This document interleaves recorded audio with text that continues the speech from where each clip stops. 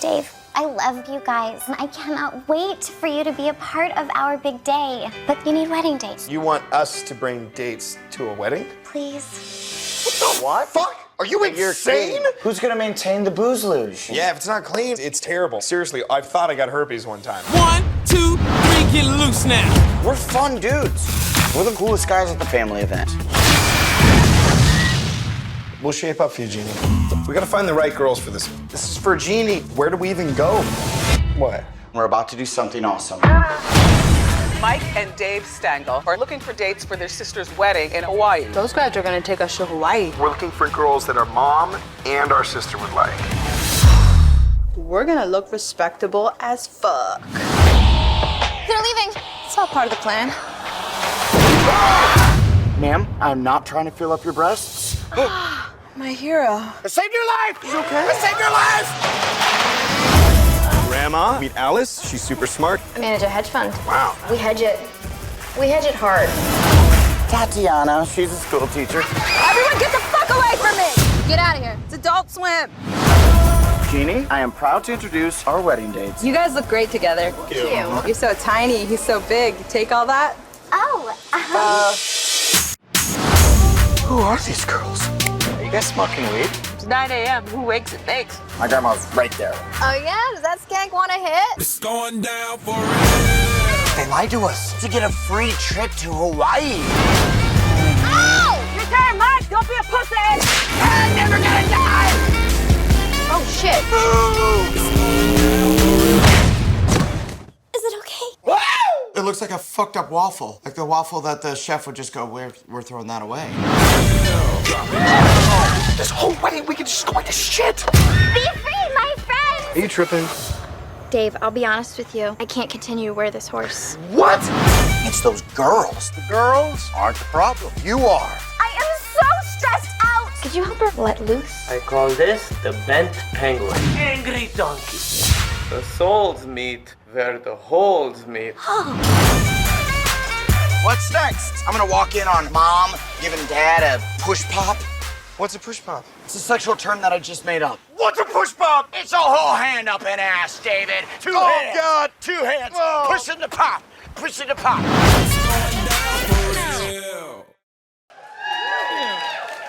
Hello. Aubrey, thanks so much for being here. Hey, you're welcome. Oh, hey. Congratulations on the movie. And I love this dress. Footprints. That's right. Neon footprints. Yeah, just stomping all over me. Like, yep. We'll leave that there then. Okay. So talk to me about Mike and Dave Need Wedding Dates. How did you get involved with this movie? I read the script a long time ago, and I thought it was really funny, and I just kind of became obsessed with getting that part, and so I fought really hard for it. I auditioned for it, and did everything I could to get it, and then I got it. When you fight really hard to get a part, what does that entail outside of auditioning? Is it like multiple auditions? Is it sort of calling the director or sending them a note to let them know how interested you are? It was like a little like Tracy Flick in Election style, like hustling, like meeting with the writers and meeting with the director multiple times, and subliminal messages, and calling his phone in the middle of the night and breathing really heavily and hanging up. Threats. Did he eventually realize that it was you calling in the middle of the night and breathing? He did now, but I don't know. No, I mean, I just, I had to. It's a big, studio movie, so you got to, get a lot of people to approve of you, and so I just really wanted it. It's crazy for a big studio movie too. Like, it's balls to the wall, crazy comedy. Like, any direction that it feels like the directors and the actors wanted to take the movie at certain points and certain scenes, it feels like you guys had a lot of freedom to do that, especially for a studio comedy. Yeah, I think, a lot of that had to do with just the writers and the director. The writers are so funny, and they wrote a really funny script to begin with, so we didn't even have to improvise as much as we did, but we were, we had the luxury to, so And the director, Jake Szymanski, comes from the Funny or Die world, and he's kind of like an Adam McKay protege, and he's so funny and so used to letting people, you know, find different alt jokes and stuff. So it was a combination of a lot of those things. But yeah, it was pretty fun. Do alt jokes on set, do you find that they also kind of improve the joke of the writing as well, in the sense that it just makes you feel looser as a performer, and that you get to kind of like add a certain amount of spontaneity to the original joke as well? Yeah, I think like for me, improvising comedy is always, it's like a game for me to try to top the joke or try to, you know, heighten it in a weirder way and really, like, I think it's just a fun tool for actors to keep things spontaneous and to keep surprising people or try to make people laugh or whatever. Your character in this movie, I feel like is different than a lot of the characters that you've played before. She's much more, I would say, high energy and manipulative and kind of cunning. Whereas, I mean, in Dirty Grandpa, you had a little bit of that. This is even more heightened than that. Was that something that sort of interested you, doing something a bit different for you in terms of your performance style? Yeah, I mean, yes. Every you know, thing, I always try to do different things, and I just generally like to play characters that have a lot going on.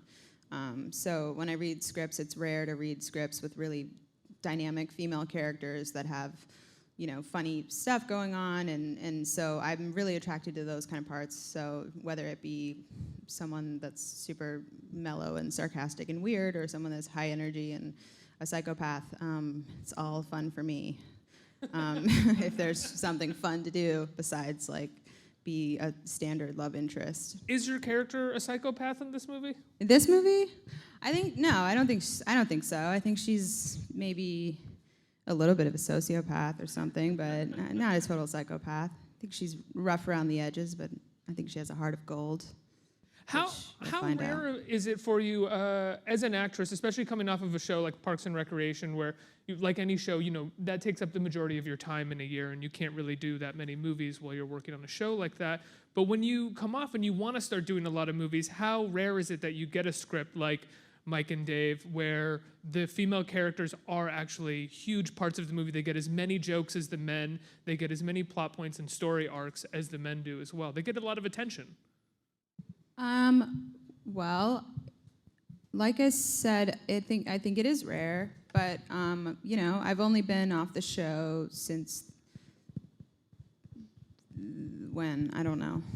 How long's it been? Couple years.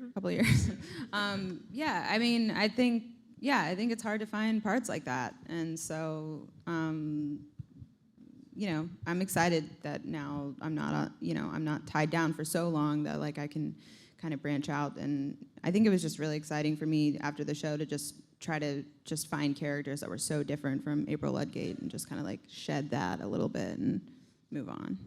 It's interesting to hear an actor say that, because I think so often people, when they hear an actor say like shed a character from a television show, they assume that it's some sort of rebranding for that actor, but it's actually, I would imagine, sort of more of an emotional thing to sort of shed something that you've been doing for 6-7 years and sort of do different characters. It's sort of more of a mental space that you get to go to.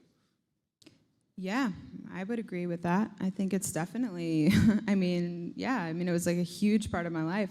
I was doing that every day for 7 years. So, I mean, you know, for me, it's always just a character that I'm playing, but it's always a big part of my life, and it's always, you know, personal to me, and things in my life that have happened to me I always use in whatever I'm doing at the time. So there's definitely an emotional element to it, I think.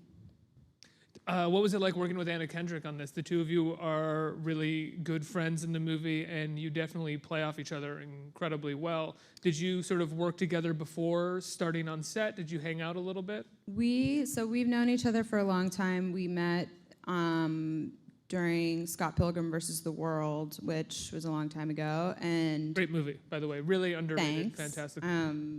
I love that movie too. I love it too. It's so fun and funny.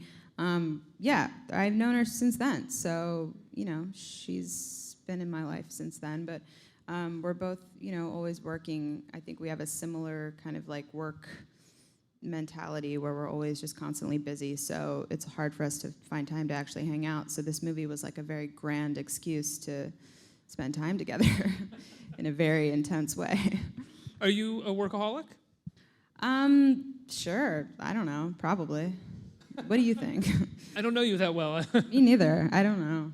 I have no idea. Does workaholic... What's normal? I don't know. Okay. Like, I would consider myself a workaholic, but at the same time, I don't know what else I would be doing a lot of the time. I don't know what we're supposed to be doing at any moment. Yeah. So people say you're a workaholic, and it's like, well, what else do you want me to do? Yeah. You're a telling me what to do aholic. I'm sorry. That's bad. That's really bad. I'll let you rest with that one. Oh, God.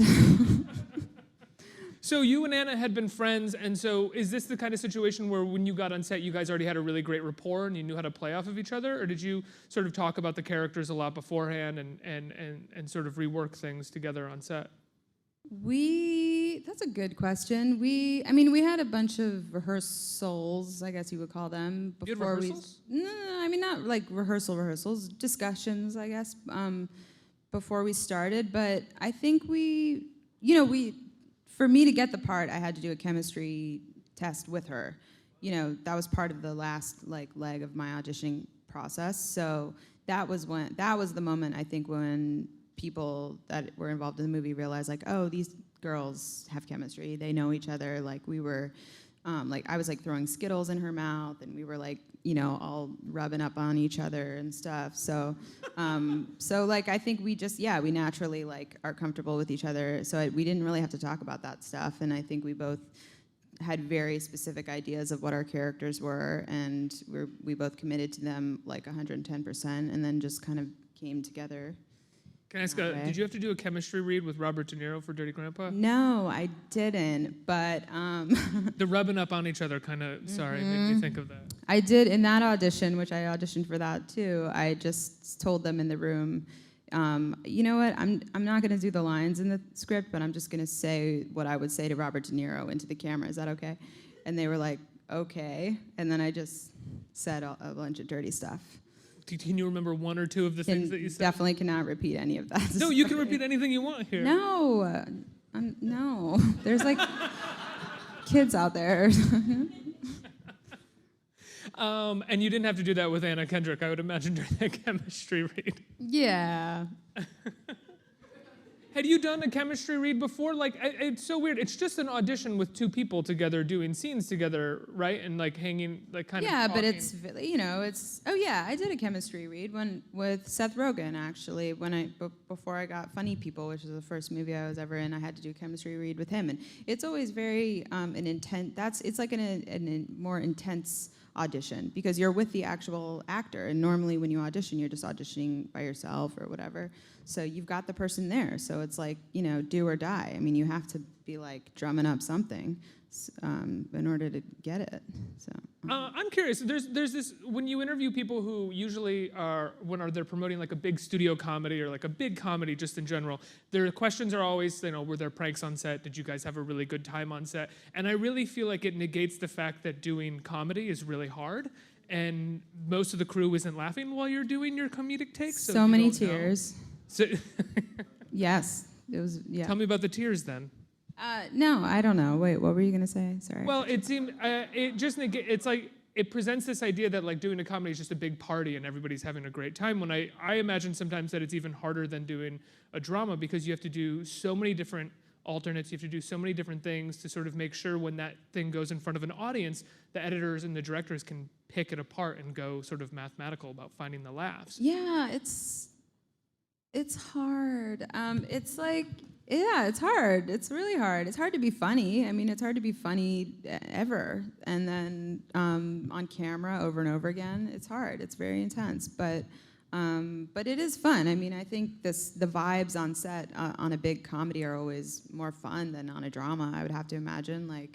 People are joking around. There's not a serious, oh, everyone's got to be quiet because Josh Brolin's going to, cry, or I don't like. It's not like that. I mean, there are serious times too, but I think probably there's less like pranking around than people think that, but it is hard. It's work. I mean, we worked a lot. We worked really hard.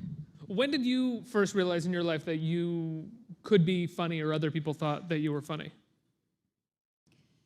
I don't know. I don't know. I have no idea. Can I be honest? It delights me when you get kind of annoyed at a question that I Okay. ask No, you I'm not on annoyed, but I'm like, I mean, what kind of question is that?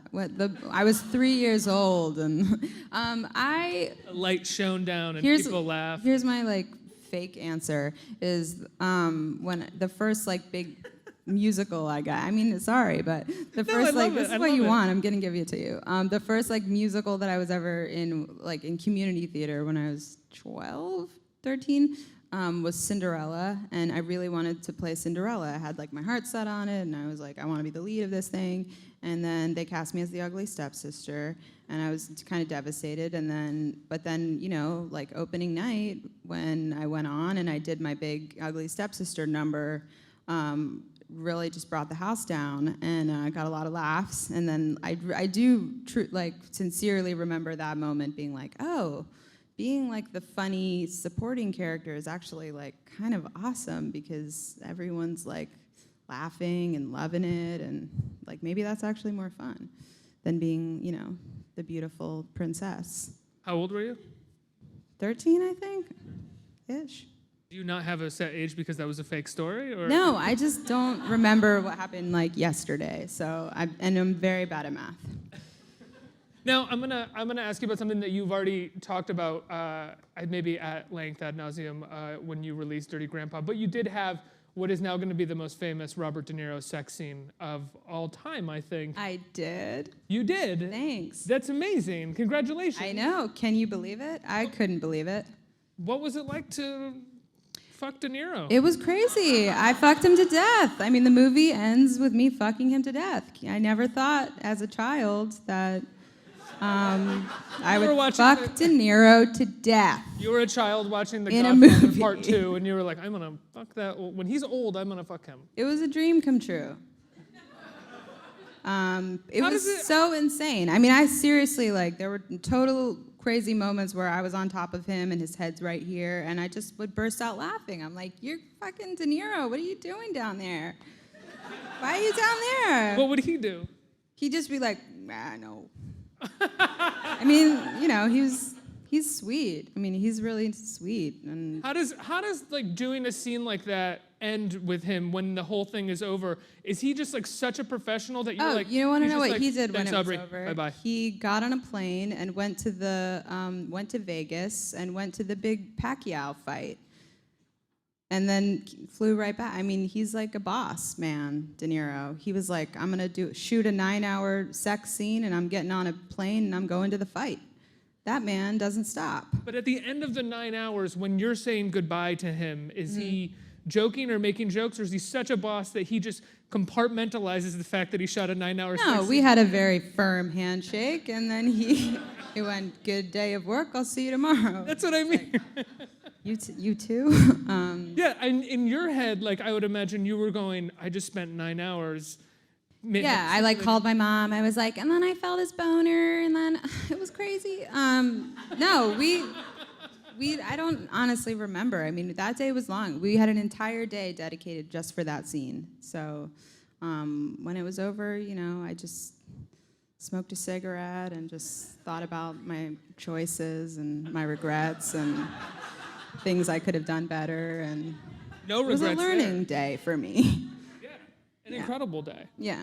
Now, you seem to, especially, I don't want to say coming off of Parks and Recreation, but going into a lot of these comedies, sort of have no limits in terms of looking for the laugh and going for the laugh. Do you find that when you're shooting there are boundaries that you won't cross, or sort of a personal space that you don't want to go to? Or do you think if it gets the laugh, if I have to do it, like, let's go? I mean, I don't know. I don't think about it in terms of like, I got to get the laugh. How am I going to get it? It's more like, whatever my character would do in that moment, I'll do. And if it's something crazy or fucked up or, embarrassing or whatever, like I just do it because in my mind, it's like there's no, sense in, censoring myself or being self-aware when I'm acting, because then what's the point? I mean, I'm supposed, so I just try to just not care, get lost in it, and that's probably why people think that, but yeah, but I wouldn't do,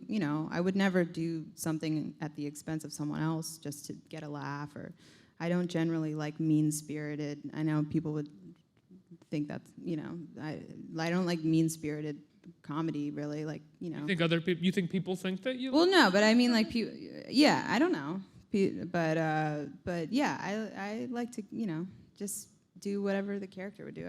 Do you think people might think that because your characters have been like sarcastic in the past or something? Yeah, that's what I mean. Like, I see what you're saying. I don't like mean-spirited comedy. Like Parks and Rec is a great example of the opposite. It's like it's not mean-spirited. It's like weird and sarcastic, and April Ludgate could be mean, but like it's never like making fun of people. A complete misunderstanding of what Parks and Rec was. It was like the sweetest show on television, and it. Yeah, that's my favorite kind of stuff. Delighted in being as sweet as it possibly could. Yeah. Amy, speaking of bosses, Amy Poehler is also, a boss in many ways. Oh, yeah. Did you learn a lot watching her on set as she was like the VP of the show and working with her? Yeah, I mean, I've learned so much from her. She's the best boss. She's the best at, being number one and, knowing everyone's name and being professional, but also having a good time and, keeping things in perspective, and she just creates a very fun environment, and she's also just, she's just smart, and she's always the funniest person in the room, but she's very humble, and so she's the best. She's the boss. She's the boss. Yeah.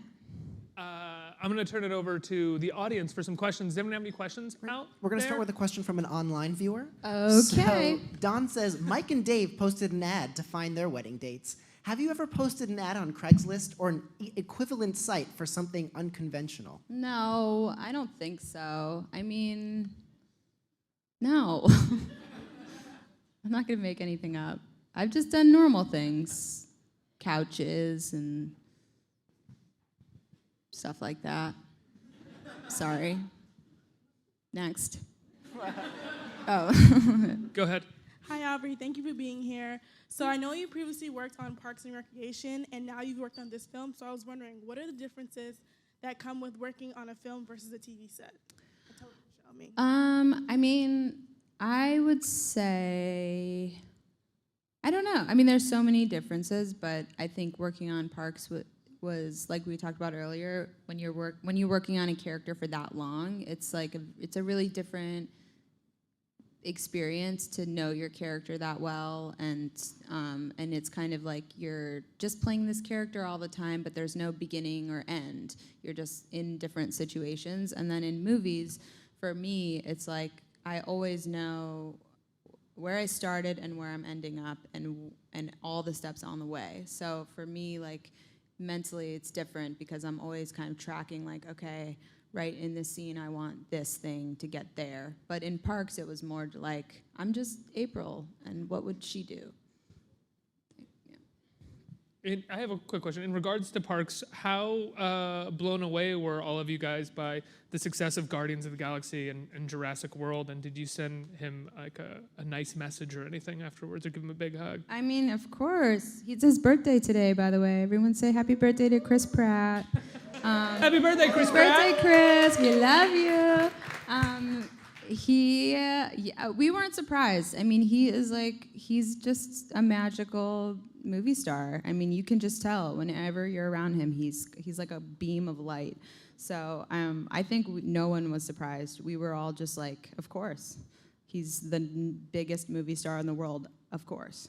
I remember when Parks and Rec first came on, I was aware of you, I think through UCB stuff or just sort of around New York. I had heard of you and saw some videos and you were extremely funny, but I had never heard of Chris Pratt. And I remember in the first season, like halfway through the season being like, who is this guy? He is amazing. Yeah. And like not an amazing in a way where it's sort of like, oh, he's like a Jim Carrey comedian or something, or he's going all out to be really funny. It was just like, who is this incredibly charismatic, charming guy that I've never heard of? I know. That's what everyone thought. He wasn't, even a series regular at first on the show. He was just supposed to pop in and do a couple shows or whatever. But yeah, everyone fell in love with him. He's great.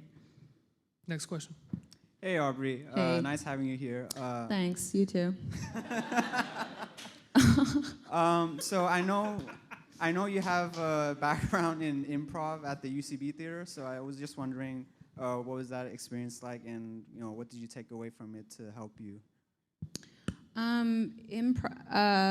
This is true. I studied improv at the Upright Citizens Brigade Theater since I was 19, and it was great. It was the best experience of my life. Like, it really changed my life. I wouldn't be here today if I didn't do that, I don't think.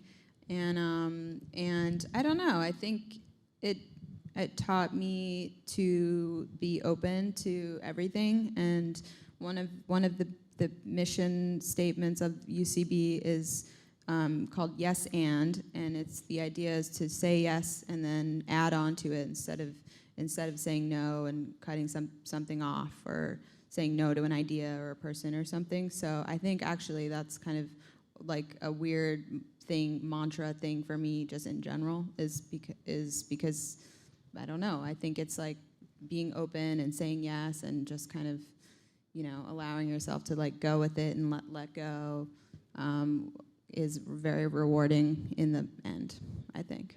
Not always. Don't say yes to terrible things, but yeah. I think we have time for one last question. Hi, Aubrey. Hello. What was the cast synergy like on and off set? It was like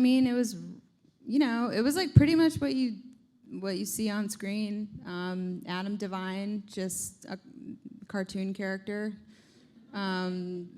Zach is awesome. I mean, it was fun. We all made the best of Hawaii. I had never been to Hawaii before. It was my first time.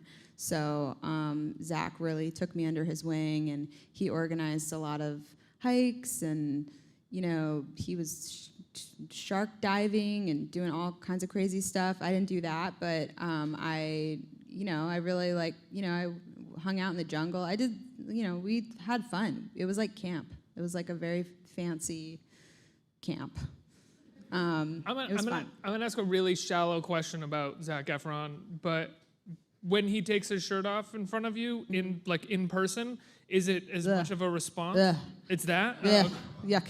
Same. Yuck. Same. Not Yucky. just envy. Yucky. On my part. Not envy at all. It's disgusting. Aubrey, when can people see Mike and Dave Need Wedding Dates? I don't know. Oh, July 9th. 8th. July 8th. Yeah. July 8th. Plaza, thank you so much for talking to Thank me. you. It's been a pleasure Thanks for having me. Thank you. You're welcome. Thank you.